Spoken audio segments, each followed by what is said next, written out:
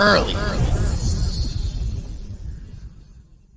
What's good, folks? We are back with another episode of Early. Appreciate y'all tuning in. Make sure y'all hit the subscribe button. You know what I'm saying? Hit the notification bell, like the video, share the video, all that type of stuff. We here every Friday. We're getting right back into the thick of NFL season. Yeah, man. You know what I'm saying? The most exciting time of the year. Off seasons are never too long, man. Nah, it's so funny, man. Especially too with like the Olympics going on and everything, like it's not this Olympics, summer.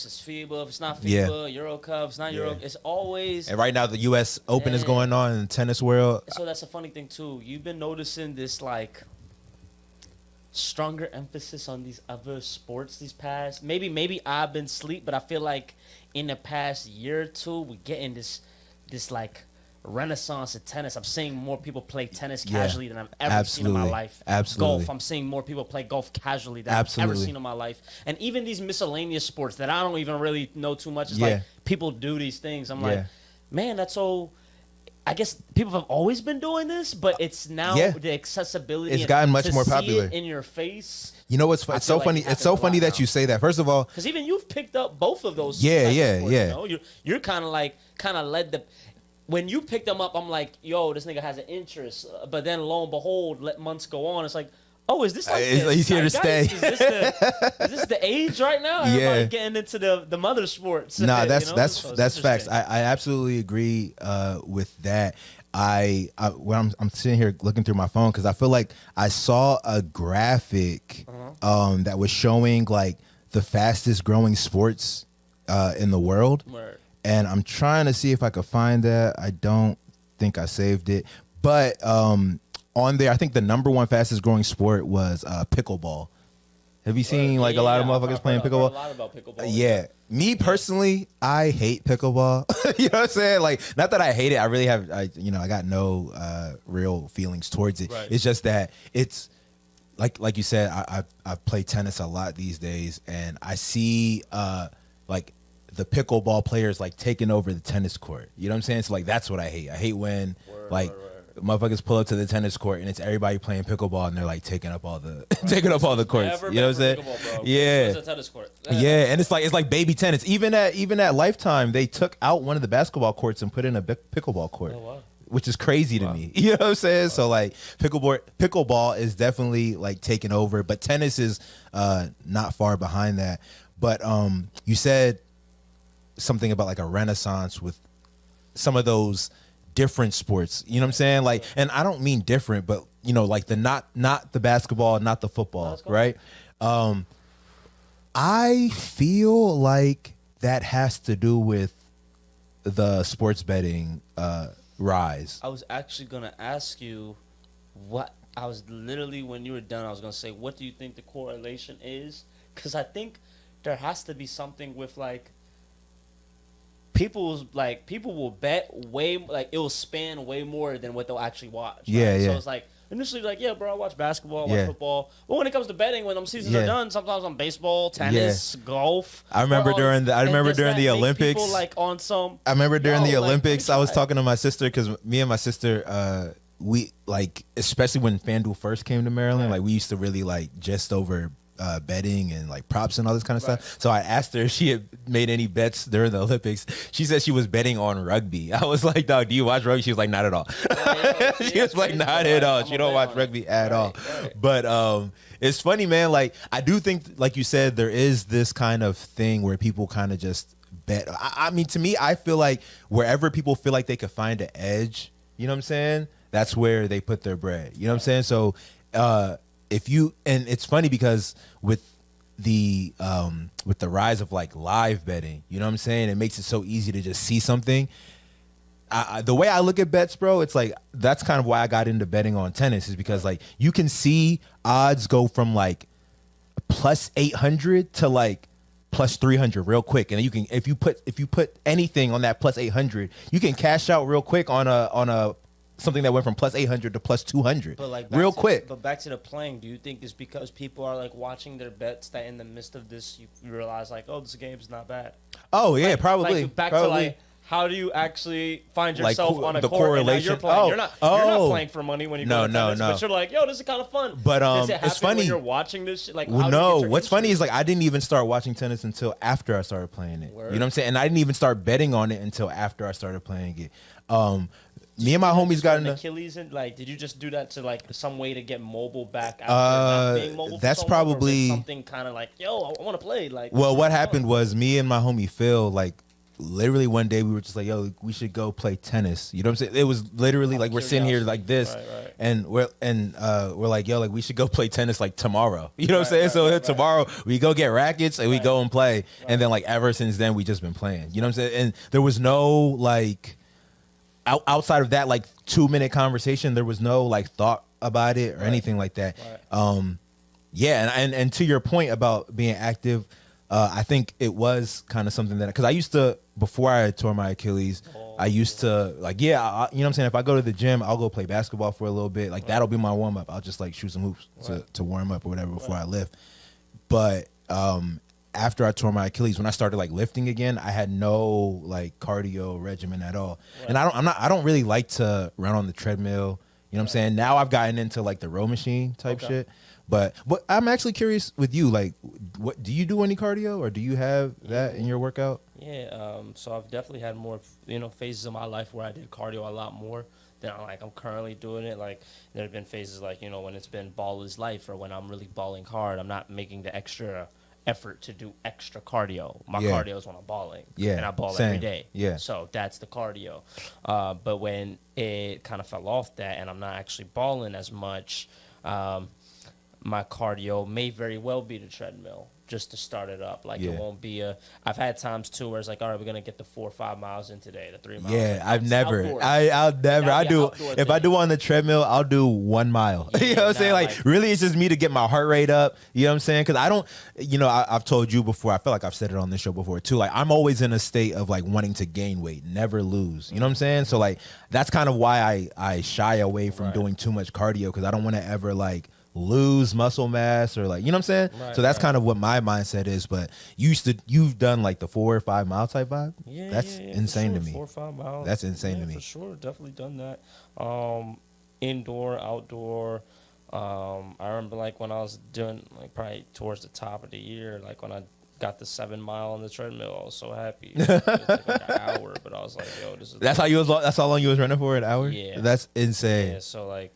Shit like that. Then, also like shout out Jared, seeing Jared sometime when he was getting on his vibe and shit, when I was getting some ASICs from Jared, I was like, I gotta put these boys to use. So you ever think about doing some kind of like marathon event, like a 5K or something? Eventually I will. Yeah. Eventually I will. Just for the my soul side mission. Yeah. I just take sometimes I do take just the personal joys of doing things. Yeah. It is literally for myself. Yeah, it's just that. And it's all it is enough for me. Like, I remember doing that. Good about that, I want to do that. So I'm like, I'm not gonna win no money or nothing like that. But it's like I definitely do want to run. Like I'm gonna warm it up. I'm gonna run that 5K, and then I'm gonna run the marathon. Now, so you are gonna run a marathon? Yeah. Before it's all said and done, for sure. Yeah, for sure. Because I just want to be at the physical point where I'm like, I can do it. I literally can run it. I ran a marathon. I can do it. Like the physical feat of it is important to me. Yeah, like, Damn, and you could do it. I can't. Nah, I ain't rocking with that. And to me, I feel like it's funny because right now I know I can't. Can't run 25 miles. Right now. What I like is the physical like finish line, something that I'm working towards. Right. You know what I'm saying? Right. Like it's one thing to just be somebody that just like works out every day but doesn't have no like goal that you're going to. You know what I'm saying? Like doing anything that you're trying to actually like reach or anything that you're actually trying to accomplish. Like it's just part of your day-to-day activity to hit the gym, right? So I remember when I was this was probably like my first or second year out of college, I decided to like run a 5K. And again, after high school, like that, you just said, let me just do it. No, well, I did prep, but I there was no reason for me to want to run a 5K other than I'm just like, let me see if I can do something that I'd never done before. You know what I'm saying? So like, kind of like what you're saying. You know what I'm saying? Because even going back to high school, I'd never been into the idea of cardio. Like my exercise is lifting weights. You know what I'm saying? Like lifting weights. I'll do like yoga every once in a while. You know what I'm saying? But I just never did like cardio type shit. So I remember that was kind of just like a goal that I wanted to do. And then I ran one and it was, it's not that bad. I think it's only like 3.5 miles or something like that, a 5K. So it's not anything crazy, but as somebody that just never really ran like that. And then also too, to like do it in a group of people, you know what I'm saying? Like that was kind of cool. But we got way off track of NFL, which is on its way back. You know, one thing that I saw that was interesting the other day was the NFL Top 100. They did the NFL Top 100, and I'm gonna try to pull up the actual top 10. Okay. You know what I'm saying? But I found it it kind of made a lot of like I don't know if headlines is the right word, but a lot of people found it interesting that Tyreek Hill got #1 player of last year, which I can't be mad at it, bro, because he did have a monster year, and I think he is the first wide receiver to ever make #1. But I don't know. I kind of want to get your thoughts on that, and then I'll give my thoughts. I don't know. I just find that position again. He killed. Or I find that position. It's like you would think, and I'm not saying he didn't deserve it, but you would think that the #1 player finishes top 5 in MVP voting or things of that nature. And I'm not saying that's where my argument is just based on, but I just think Tyreek Hill's position in its nature is just like you need the quarterback to throw that motherfucker to you. And Tua had a great year too. I don't think Tua's But I don't think anybody was raving about. People were raving about Tua in the first half of the year. And then I feel like he had a hard he also had fall off. He also had that little slip off. But like to start the shit, niggas like them concussions, man. They ain't doing nothing to him, man. He looking crazy. He had that one game. He had like 6 touchdowns. Remember that? They had a 70-point game. Yeah, they put up 70 points last Broncos. year. Yeah, so it started on fire, but. Again, it's like it's weird because it's like I'm not mad at Tyreek at #5 or even top 10, but #1, I'll be like, I feel like. But then if niggas want to say, if also value to the team and all of that too, again, you can argue it. It's not like nuts, but naturally, that is not where my brain is thinking to give it to him. Naturally, my brain is thinking Mahomes off top. Like, as the #1 best player. Off top. But then I also understand that this should be projected off of literally what you did last year. Yeah, like what and you Mahomes didn't have did. it. They won a Super Bowl, which is crazy to say, but he didn't have a great year. Mahomes, he had his worst. If you want to, he had his worst statistical season last year, regular season. But it was crazy was like, again, when we're saying the best player, I guess my metric and how I evaluate shit from the NFL is definitely different. But we are saying best player that year. So they do this every year. You know what I'm saying? So it's 2023 best player. You know what I'm saying? That year. Okay, fair. So you know what? Now and we're talking about somebody who just if we're talking about Mahomes statistically having the worst year he's had. Right. And he's won it. I think he's won it a couple times before. And then Tyreek having one of his best years, almost a record-breaking year. Right. You know what I'm saying? So I see that. And then to your point about him being dependent on another position, I feel like every position in the NFL is dependent on another position. You know what I'm saying? Like quarterback can't throw the ball to themselves. You know what I'm saying? Yeah, you know what I mean. I feel like every position is dependent on another position. To me, you're right, but like to me, I still think the quarterback is like a caveat in its own way. I'm like, just by design, you're the most important. And that's why I think by design. So that's what I'm saying. So that's why I think it's almost always a quarterback that's #1. I kind of think it's a cool breath of fresh air that it's a non-quarterback that wins the best player. But let me just real quick for people who don't know, like run through the top 10. And also, I don't know if you know who was in the top 10, but we got 10 at we got Max Crosby. Fuck with Max Crosby. DN for the Raiders. I'm asking you, fuck like he's cool. #9, Travis Kelce, TJ Watt at #8, Trent Williams at #7, Chris Jones at '6, Myles Garrett at #5, hella DNs. Patrick Mahomes was #4, and he's won #1 twice. That's what he said. Christian McCaffrey number 3, Lamar Jackson number 2, and Tyreek Hill number 1. I get it. All right, I understand the metric. You get that? I get it. Yeah. Get it. It's a lot of defensive ends that just for this year, what you did this year. Yeah, I get it. So as we look into the year coming up, one, I'll just go ahead and say Jaden Daniels has looked pretty good as far as the Commanders go. He looked decent. You know what I'm saying? Like, for like, I got nothing to say. That's your shit. Yeah. Unless you get, I got nothing to say. I got nothing bad to say. No, yeah. It's funny because I was watching a replay of the Sunday night game the other day. The morale is different. I'll tell you that. Everybody like, the morale is always different. So I'm trying to make conversation here. I'm not finna like put too much stock in what's happened in the preseason. Like, to me, it's always like nothing matters until like week 1, and then even like moving on from week 1. You know what I'm saying? So like, but I'm cool. Like, I'm cool with Jaden Daniels because I'm cool with what I've seen so far. Some people be like, because some things be based in delusion, but this is like a real hope. It's like, he looking good. Yeah. Like, and as long as he's good, the Skins don't have a trash team. Like, Skins are in those boats where, like, a couple teams, like, more so I would say, like, the Steelers and the Browns, I think both of these teams are teams that are literally looking at their quarterback like, if you ball, we're a pretty fucking good team. Or not Super Bowl team, but, like, deep playoff if you ball. Like, if that position balls, we're lit. Like, what are they saying about? If they get Deshaun Watson from the Texans, the Browns can go to the bowl. That team is. You mean the one, the Deshaun that played for the Texans? Like, right. That team is stacked. They just looking at Deshaun, see what you're gonna do. Same thing with the Steelers. Steelers is kind of, they've been able to build the defense is real. You got Fitzpatrick and Watt leading that defense. The defense is serious. You got fucking Watt over there.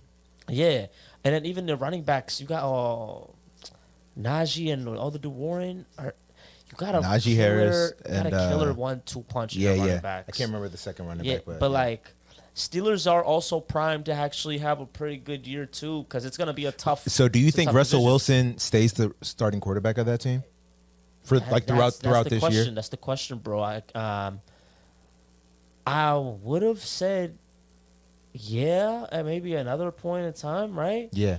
But I feel like I'm getting rumblings that he's really is washed, and it wasn't but the thing is, I even think with the Broncos, it wasn't as bad as niggas wanted to make it. It was just a bad situation. Yeah, if you looked at the numbers, it wasn't stinking it up. Yeah, and the Broncos as an organization looked like trash. Like it looked like beyond anything Russell Wilson could do. Yeah, you know what I'm saying? But you still I mean, even just like the team as a whole, like it looked like I get the whole thing that like a lot of players were looking at Russell Wilson sideways because he felt like he was not part of the team. They got his own office and shit like this. It was kirking on him. Yeah, facts. But then the defense giving up 70 points. Yeah. Let's go. Let's go. You gotta be real, bro. I'm gonna go get him next drive. But then you look at the defense and they're giving up 70 points to the fucking dog. So it's like the team was trash and they're all kind of looking and pointing the finger at each other. But it's like this team is a dumpster fire. You know what I'm saying? But that shit was more so too. Also, that also showed you really, there's another thing that kind of came up. Did you see how Tua was talking about Brian Flores and how toxic that situation was? No. So basically, Tua started, basically just coming out with shit that nobody was checking for, but everybody's like, oh, didn't know that. Yeah. And now everybody's like, huh. So basically, he was just saying like, he's like, how would you feel if, like, literally the team you go to, your head coach didn't even want to draft you? Like, the owner wanted Tua. Yeah. He wanted Justin Herbert. So he's like, but he was like, from day one, he made that known to Tua that he I didn't never want you. wanted you.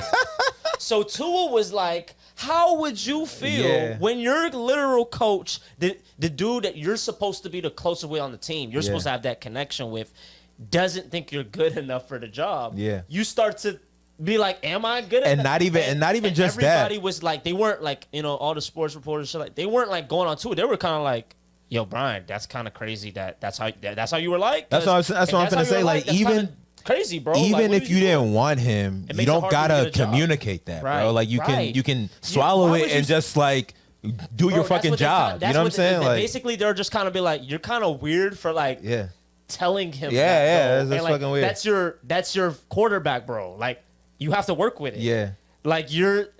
Like that's what you got. Off this. You're not about to get another chance. It's like, dog, give me another hand. You got to play with the hand that you're dealt. When he came out with that, kind of make everybody like, yo, Brian, I don't know how you gonna get a job because that's deep. That's like you're not working. That's with the cuz that was there before Mike McDaniel. Exactly. Okay. So now I bring that in because we was just talking about Russell, and we talk about relationships. Sean Payton and Russell weren't on. Oh yeah, they were not on the same page. page. Each other. Yeah. So you just also see it's just like, yeah, bro, shit's just basically I'm saying with the Steelers. Let's see. Yeah. I like the situation, but I'm kind of looking at Russell kind of like maybe they should just start a fresh page and just let, like I'm not saying just they're going to lead y'all to greener pasture, but just let him get in right now. Like he did kind of get demoted in his own way. Like he has been starting, but now because he got traded to the Steelers, he kind of has to like fight for his position starting again. role. Like 2 years, he was just the Bears starting quarterback, and the Bears kind of hung him out. Who, Fields? Yeah, they put him in a bad position. What do you want him to do? You gave me nothing, and I'm still kind of showing y'all flashes. Yeah. So now I'm with the Steelers, and I would think Russell's been proven all that, but like if you're stinking it up, they will make that switch by like week 5, week 4, 5, 6. They'll make it. Yeah. If he stinks it up. Well, the thing is, in a 4 or 5 week span, somebody like Russell Wilson might not have like 4 or 5 bad games in a row. So my question is like, how many bad games does he have to have in a row? Say he kills for the first 4 games and then stinks up the next 3. Then do we put in Justin Fields? You know what I'm saying? Like, Like how many bad games? What's his leash like? You know what I'm saying? It's just a matter of just don't be costly to the team. Yeah. Like if he's a game manager, that's not gonna get him out of there. You know what I'm saying? It's not. Like just don't be turnover prone. Yeah. And like, let's just convert on these downs. Yeah. You know, it doesn't gotta be crazy. It could be Alex Smith-esque. And if it is, they will do that, and they will let Justin Herbert get his rep, and then you'll probably come in next year if Russell can just keep shit cool. Because you have to think about the last year's performance. They had 3 quarterbacks play the whole year of last year. It was horrible. Like they were just like, yo, Rudolph. Yeah. I was about to say, and none of those quarterbacks are still there. Or what? Who was the other dude? They had Rudolph, Trubisky. Was it Trubisky? Trubisky, and then the other dude. And I was like, yo, bro, this is really they playing musical chairs with like the bottom of the bottom. And they still made the playoffs. Or am I tripping? I think they had the last game. They just missed it. The thing is, Mike Tomlinson's had 16 straight years of 500 or higher. So because I think the last game, like they were eliminated, like officially eliminated in the last game or something. Yeah, so it definitely you're looking at their even though their quarterback situation's a question, you're still looking at it like it's better than last year though. What are some But the division's tough. What are some sneaky good teams you think are out there? I think Bengals will low-key talk just before I leave that division. I think the Bengals are going to be sneaky because I think Burrow, after getting injured, and, shit like that. I just feel like don't forget about them. They're there. Another team I think is interesting. I guess it's not necessarily sneaky, but I really want to see how Derrick Henry plays with the Baltimore Ravens, man. Oh, that'll be crazy. That'll be crazy. Derrick Henry, Lamar Jackson, that is a scary backfield. And I like that, even though Derrick Henry, he's like third. It's perfect time in your career to go with Lamar. Yeah. Because he's still a threat. Derrick Henry is still something you got to worry about, but he don't got to carry the load. You know what I'm saying? Like he don't got to get 25 carries a game. Like Derrick, take us home every game. Yeah. You can't be doing that. Is scary. Now, yeah, exactly. That's scary. So that's gonna be interesting.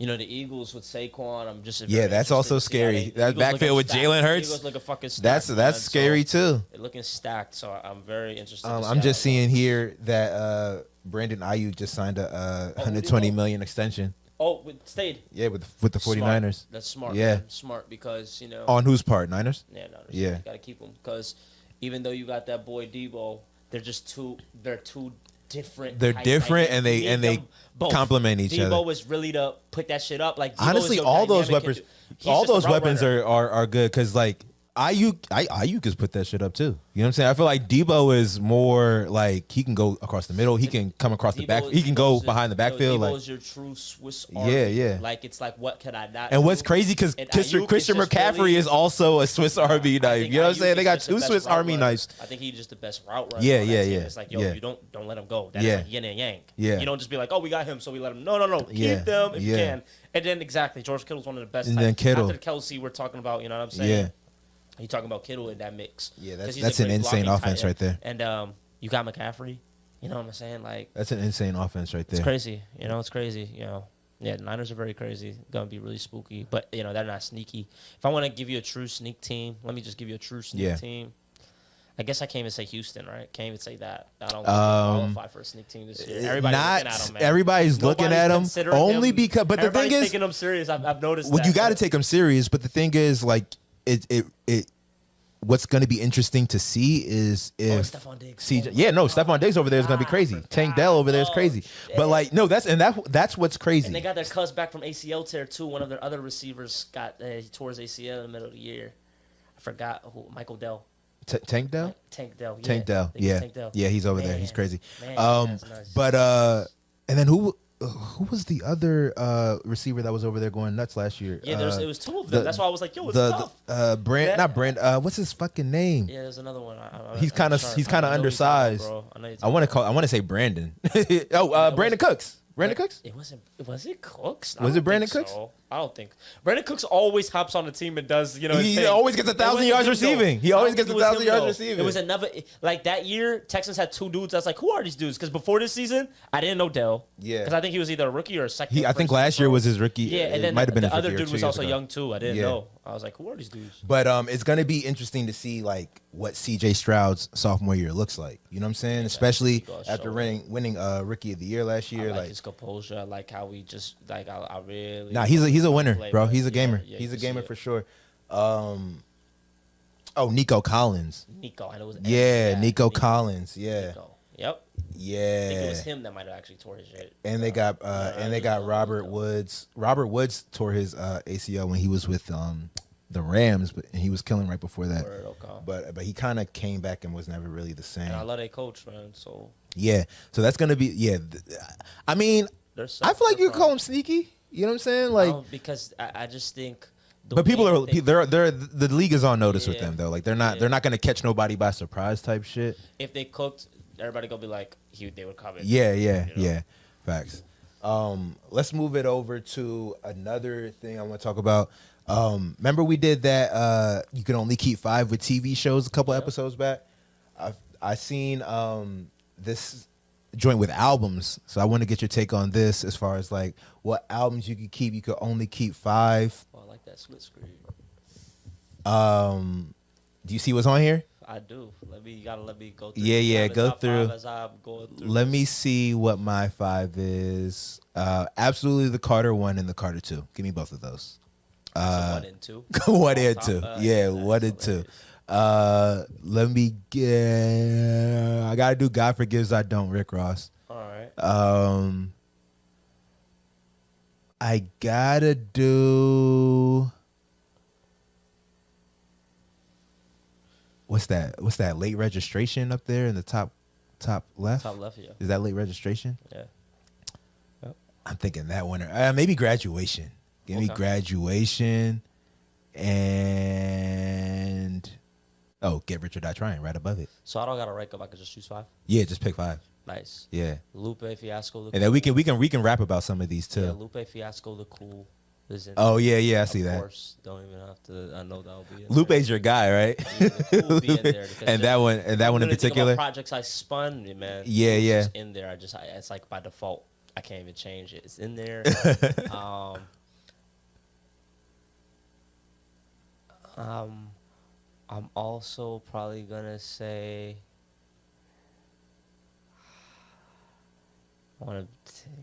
I'm taking my time. It's no rush. He's like, I got think carefully. Get Rich or Die Trying. That's a classic. Get Rich or Die Trying's in there. And a literal classic. It's in there for sure.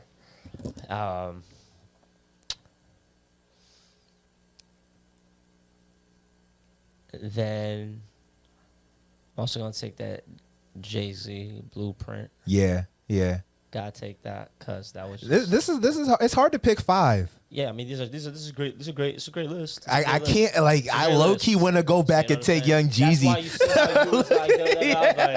I low key want to. I mean, Carter 1 and 2 like that's gotta be. You know what I'm saying? Like because those are two albums that like I will put on right now. You know what I'm saying? Yeah.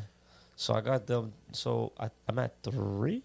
You had 3. You got The Cool. You got Get Rich or Die Trying. You got The Blueprint. Got The Blueprint. What's that album right next to the Carter? Right next to it. And then there was X. And then there was X. Okay. DMX. Word. Yeah. I'm also probably going to have to. I gotta put Jadakiss Kiss of Death in there. Yeah. I was looking at that one, bro. That was like the first rap album I bought with my money. Oh, word. I was looking at that one, and that, your money. Like somebody didn't go and buy it for you. I got hip to it, yeah, facts. That's like, you out of the camera. Now, yo, hey, yo, there you go. There you go. Oh, shit. So that was lit. So we have 4. But on that Jadakiss one, though, big staple. Key, big staple. No, but big. So many. That's the one with Knock Yourself Out? Not even the left. That's the one with Knock Yourself Out. Yeah. Exactly. Not even. And he had a joint. He had a joint with Mariah Carey on there too. K-I-S-S me. Jada. Oh my God, Jada was that nigga, bro. And what's crazy? It had sneaky. It had sneaky bangers on there. It had sneaky bangers on there, bro. Shawty getting it in with me. Yeah. I don't know why. No, man. With this Ethiopian drinking straight up liquor. Said I'm Nigerian. I'm a straight up nigga. Yo, Kanye crazy. That era of Kanye was actually that nigga was really in the spitting era, bro. It was bro. a time. And then you got one lastly, I mean, hey, how can I not? Man? It's so hard. I know between which two it is. Is it? I think I'm waiting so patiently right now. Gangster, American Gangster. That's a good one. That Ed's Black album, man. Black album was but American Gangster. Yeah. I know Blue Magic. And I know. I'm tripping. I know was Kingdom Come. Okay. But Blue Magic. Rock Boys is on there. Rock Boys in the building tonight. That joint's on there. Blue Magic.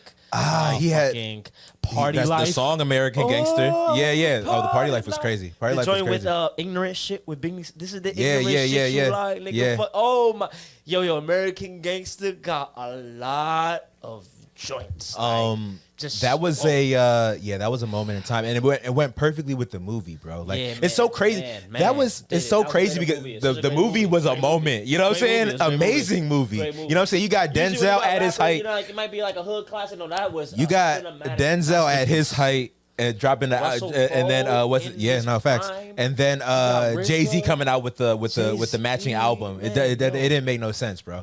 But just like looking at some of these other ones, oh no, Idris Elba wasn't that joint. Shout out Graduation though. Graduation. I think I put that with my shit. But I mean, any one of the 3 of those Kanye albums, Late Registration, Graduation, College Dropout, I can interchange any one of them joints. I'm looking at that Young Jeezy Thug Motivation. You said what? Late Registration. Facts. But I'm looking at that Thug Motivation 101 Young Jeezy, bro. That was the soundtrack. That was the soundtrack to my freshman year of high school, bro. Bro, that standing ovation when that shit came out, bro. That was like a whole. I think that came out like. I remember going on the first day of two-a-days, going to football practice, listening to that joint. The homie that came and picked me up had that joint playing. I was like, yo, crazy. Everybody was listening to that shit before games, before practices. That would be what was playing in the locker room. Like, and the thing unbelievable. About that was like every fucking track on that joint went like platinum. That shit was stupid. It's funny because I was in the gym the other day and I just like, let me just go back and listen to this album, and I went and listened to it. Still, all them joints still bang.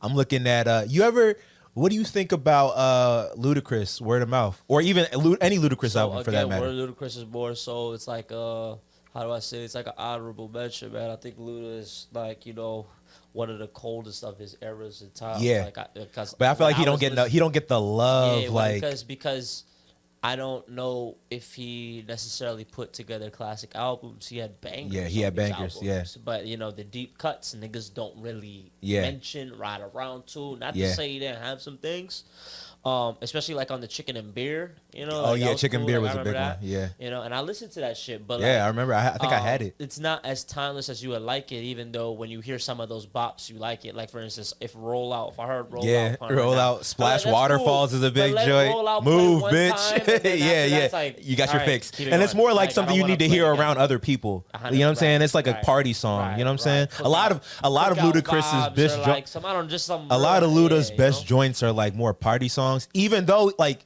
he is barred up too. Like I'm never looking at Luda like he don't got bars. Like he can't rap with the best of them. 100%. It's just that his songs are more like party songs. You know what I'm saying? Yeah, but he got some bops for sure. We mentioned, and then there was X. That was the joint that had like, I think that was one of I think that was the joint that had like, y'all gonna make me lose my mind. I think that was that. I think that was that joint. No, I mean. But if I'm talking DMX albums, the best one was probably like Hell Hath No Fury. Flesh of My Flesh, Blood of My Blood was probably my favorite one.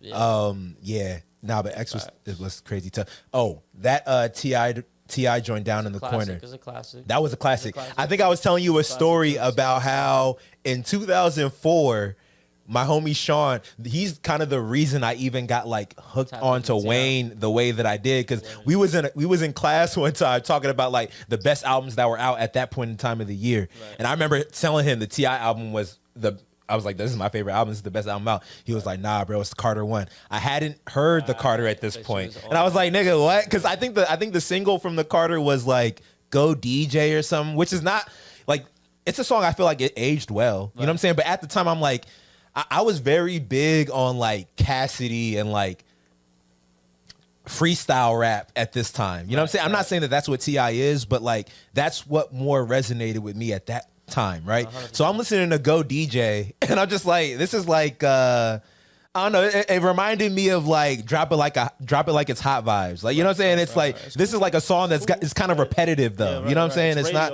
Yeah, it's radio. It's radio. So I'm like, you talking about the nigga that made Go DJ? Like, yeah. I go and listen to the Carter one after this because he's like adamant about it. Yeah. I go and listen to the Carter one after this, hooked, bro, like hooked. And then the Carter 2 after that, hooked. Honorable mention too to like, you know, the regional raps too, like. Shout out to Diplomats in the Clips. Oh my God! I was just about to go. I was just about to make my way around there. I was on both of that for sure. Diplomatic Community is definitely on there. Everybody was doing the beats. Yeah. When Clips came like crack. Yeah. It came through like crack. It came through like a fury, bro. Banger, man, or like Mr. Me Too. Mr. Me Too. On, like they was going on Wayne. Even the joint, even the joint they did with Birdman. What happened to that boy, bro? That shit was crazy. He was rapping. We put a clap into that. I heard him sitting on a player, man. Say it ain't so. Even as a younger, they could sign me to blow. Whoa, that shit was crazy. Yeah, bro, it was a time. Diplomat, man. Oh my God. I remember the first time I heard "Oh Boy." Like, I was like. Oh no, yeah. Oh, nah, Jewels. The first time I heard "Oh Boy," I was like, "What the bro?" Fuck Jewels is this, was man? my nigga. Jewels was my nigga, bro. I remember listening to. Before it was "Oh Boy." Yeah, I remember. Like, oh, and Hey Ma, remember Hey Ma? The Hey Ma video had me in a chokehold when I was like 8 years old, bro. I was like, this is because Jewels looked like a young nigga. You know what I'm saying? Like he looked like a young dude. I was like, yo, like this looked like a nigga that's like me in a video with the Diplomats. It looked crazy, but I was finna say about something that we didn't even mention, who's literally like one of the highest selling artists of all time, Eminem. Did you ever fuck with the Eminem show? I mean, the Eminem show in itself, not necessarily, but I had a phase where I was heavy on Eminem. Yeah. From the Infinite to Slim Shady LP, Marshall Mathers LP, Encore. Even Massacre down there. Massacre was tough. That's the joint that had like Piggy Bank. I Get Money. Yeah, exactly. But it's just for me, it was just like it don't touch Get Rich. If I'm gonna pick 150 joint, if I'm gonna have 150 joint in my catalog, it's low key pretty good. Yeah, but it don't touch and it stands the test of time. Like I feel like I could still rock it now because like Piggy Bank is one of my favorite. Is a good song. The other joint, the I Get Money, that's one of my favorite joints. Like Get Rich really had vibes, bro. The Recession, Young Jeezy was another tough one, but but even then, I feel like that was kind of a Jeezy that I'm like, like the Thug Motivation era Jeezy was my favorite Jeezy. You know what I'm saying? Yeah. I'm trying to see if there's any other joints that like we gave love. Yeah, we touched Watch the Throne. I mean, watch the Throne. It was epic, but that was a moment. It was epic, but it's not. It's definitely not supplanting nothing. You said it's not no. Well, not even that, but like it was good. Do you remember that? I feel like Watch the Throne. It had its own moment in time. You know what I'm saying? Like it was Jay-Z and Kanye. Yeah, and that was when Kanye was coming off of those like good summer those like Good Friday joints. Remember? Yeah, it was a time. 100%. Yeah, that was a good time in music back then. But yeah, I think that's gonna do it for today's show. That was a nice little like trip down fucking memory lane when it comes to the music. Will always do that. Music will always take you back and put you back in the mode, bro. That's the magic with it. But that's gonna do it for today's episode. Appreciate y'all for tuning in. Make sure you subscribe to the channel if you haven't yet, and we'll see y'all next week. Real early.